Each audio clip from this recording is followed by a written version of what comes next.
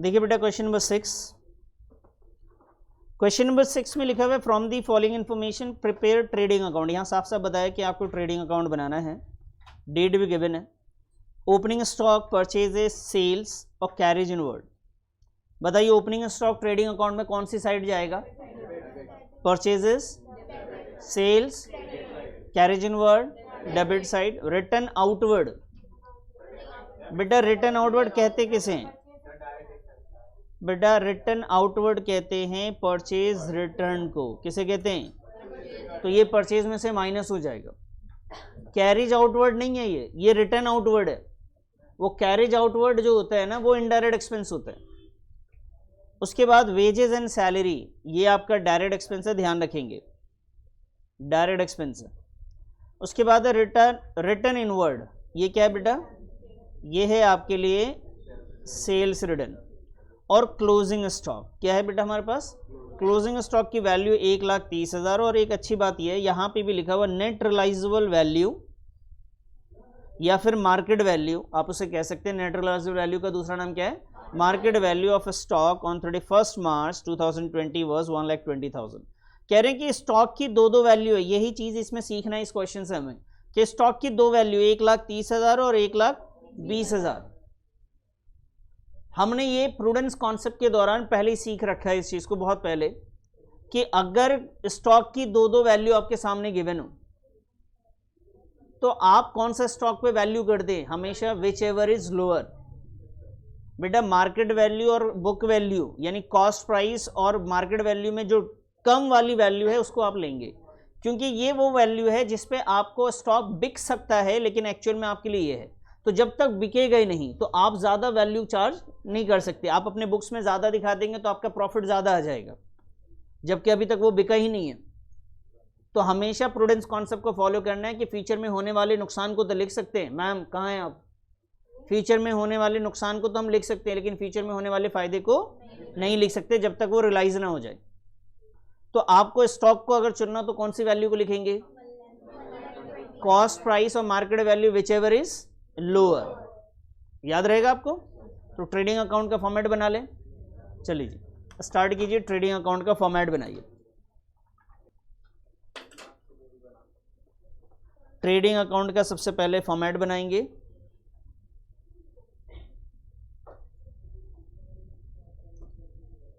Trading account, चलिए जी ये format हमने बना लिया।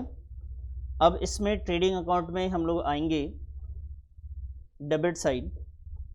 सबसे पहला आइटम स्टॉक गिवन है तो हम डेबिट साइड में लिखेंगे बेटा ओपनिंग स्टॉक। और ओपनिंग स्टॉक की वैल्यू कितनी है? 40,000। उसके बाद आएंगे बच्चे लिखेंगे हम लोग परचेजेस। परचेजेस गिवन है 4 लाख, तो यह ध्यान रखना है कि इसमें परचेजेस रिटर्न भी है तो उसे अपने को लेस भी करना है।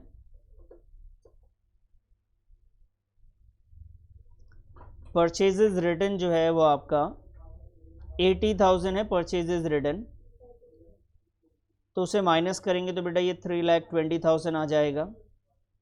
उसके बाद क्वेश्चन में गिवन है सेल्स, तो सेल्स तो हम लोग क्रेडिट साइड लिखते हैं। सेल्स में से बेटा माइनस करेंगे सेल्स रिटर्न को। अच्छा कोशिश तो ये करा करे क्वेश्चन में रिटर्न इनवर्ड या रिटर्न आउटवर्ड लिखा हुआ है तो वही यूज करा करे, ठीक है। सेल्स की वैल्यू है हमारे पास 3,80,000 और बेटा सेल्स रिटर्न जो है वो है 20,000। माइनस कर देंगे तो ये आ जाएगा 3,60,000। उसके बाद कैरेज इनवर्ड है जो कि आपका डायरेक्ट एक्सपेंस है। कैरेज इनवर्ड डायरेक्ट एक्सपेंसेस है 20,000। और वेजेस एंड सैलरी है वो भी बेटा आपका डायरेक्ट एक्सपेंस होता है।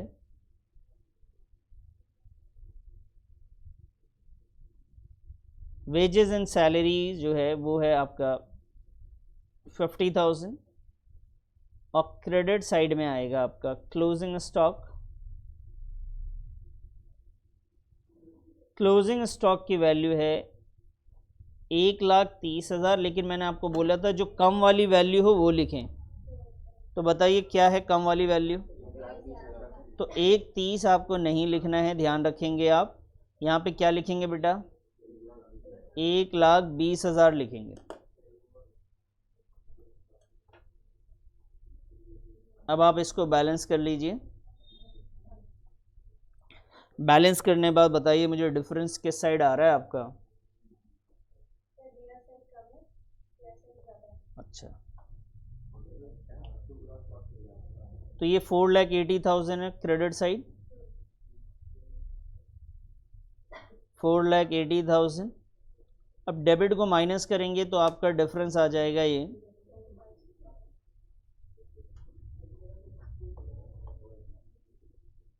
और उसको हम लोग कहेंगे ग्रॉस प्रॉफिट। अगर डेबिट साइड में डिफरेंस आ रहा है तो आ रहा है, कितना आ रहा है सर? बोलो बोलो। 50,000।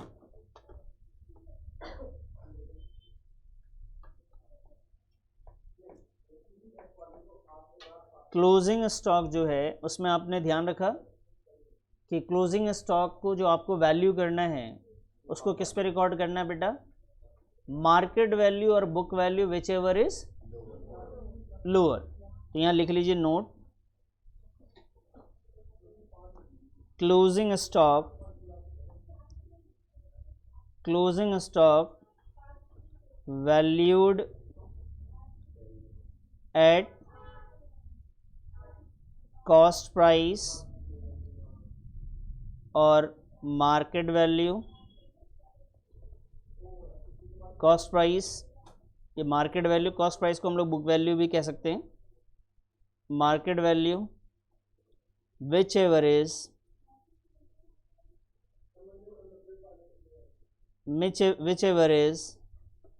लोअर, ये आप याद रखेंगे बेटा।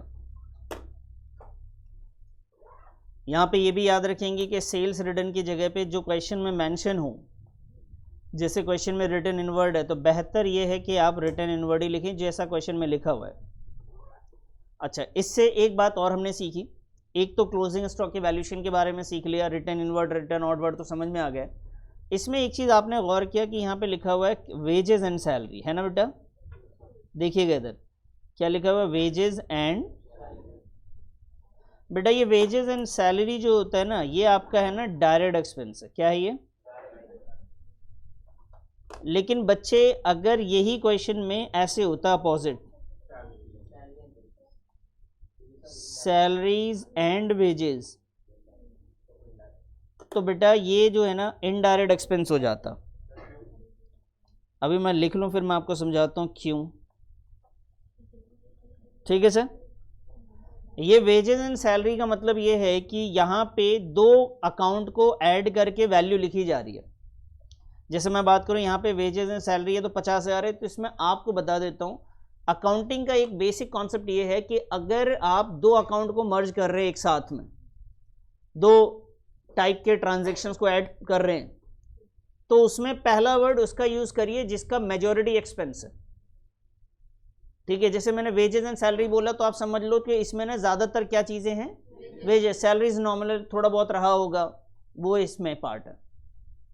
तो बेटा फैक्ट्री एक ऐसी जगह है जहां पे वेजेस ज्यादा जाता है, वहां पे कैसे काम होता है, वहां पे पर पीस के हिसाब से काम होता है, पर आवर के हिसाब से काम होता है, जॉब वर्क होता है अलॉटेड की, ये काम कर दीजिए इतने पैसे मिलेंगे आपको। और ऑफिसेज में क्या होता है, जनरली क्या होता है, जनरली सैलरी बेस्ड लोग होते हैं, वहां पे मजदूरी जो है बहुत कम लोगों से ही करवाई जाती है, तो वहां पे सैलरी एंड वेजेस आ रहा है इनडायरेक्ट एक्सपेंस में।